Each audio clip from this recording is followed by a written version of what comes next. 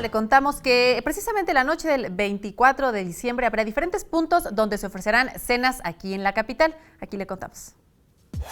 El próximo 24 de diciembre, el Zócalo de la Ciudad de México será la sede de la Cena Navideña 2017, en la cual se repartirán más de 30,000 raciones de 9 diferentes platillos con guarnición, así como café y ponche de forma gratuita, y destinados a quienes gusten pasar la Nochebuena en el primer cuadro de la capital.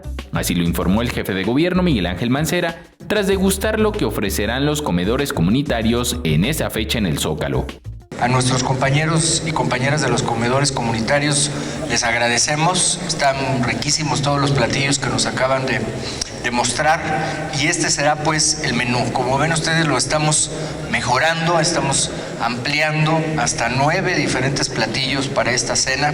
En el patio del antiguo Palacio del Ayuntamiento, Mancera Espinosa detalló que además se repartirán en diversos puntos de la ciudad otras 20,000 raciones, y para apoyar a las personas en situación de vulnerabilidad en esta temporada invernal, se lanzó la campaña Sin Frío CDMX, Dona Uno, Toma Uno, en el cual la ciudadanía podrá dejar una prenda abrigadora en buen estado y quien lo necesite podrá tomarla para abrigarse.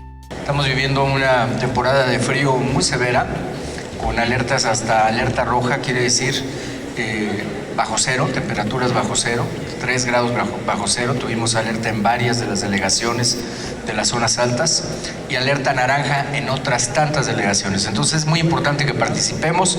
Invitamos a toda la ciudadanía que se sume con esta tarea de Dona Uno, Toma Uno. Con imágenes de Javier Cordero, Enrique Muñiz, 21 Noticias.